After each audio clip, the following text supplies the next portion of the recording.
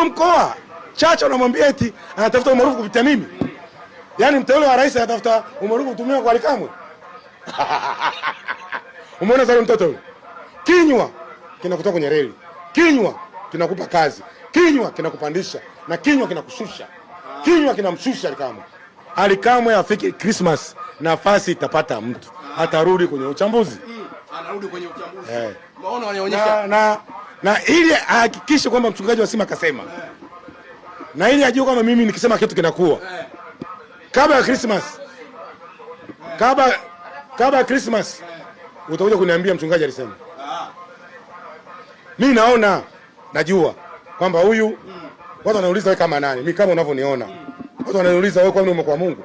Mimi kama unavyoniona mimi naona. Wewe kama uoni ni wewe. Alikamwe asipobadilika Christmas nafasi yake anachukua mtu. Na mimi nakwambia. Na jamaa yake ana troti, yeye hajui. Jamaa yake huyo ana troti kuchukua nafasi yake.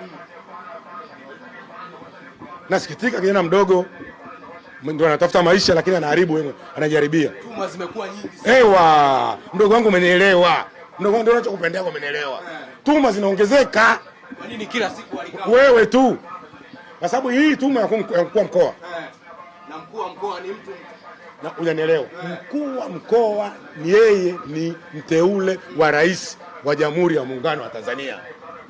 Kwa hiyo Alikamwe kitendo cha kumnyosha kidole yule na wenye akili sasa. Sikazungumza yule wenye hekima zao.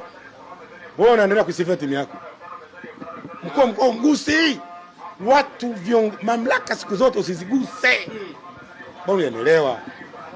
Hata kama unajua kuzungumza vipi, mamlaka usiguse. Ndio maana Biblia ikaandika, heshimuni mamlaka zilizowekwa. Uwezo kumgusa mkuu wa mkoa. Mkuu wa mkoa kuswagi. Si unanielewa lakini nakwambia nakuelewa vizuri tu mchungaji. Alikamwe hajui kwamba kinywa narudia tena kinampandisha mtu. Kinywa alafu kinakushusha. Nimekuuliza swali. Maneno ya kwako mwenyewe yanakutoa katika njia. Nimekuuliza swali wasemaje? Mimi nasikitika kwa sababu ni ndugu yangu. Wewe unanielewa? Kumbe Alikamwe ni ndugu yangu. Ndugu. Ndio maana unasikitika. Nasikitika kwamba kinywa chake kinataka wewe una kesi bado wengine huku mbichi. Haijaisha. Haijaisha ni mbichi. Bado unakuchokoza wengine tena mamlaka mengine. Unatafuta nini? Kwani wao nguvu bebwa vile? Kwa sababu yeye shida yake anasema anaonea wivu kwa ule msafara aliopita nao. Yaani ile mapokezi aliyopata anasema mkuu wa mkoa anaona wivu.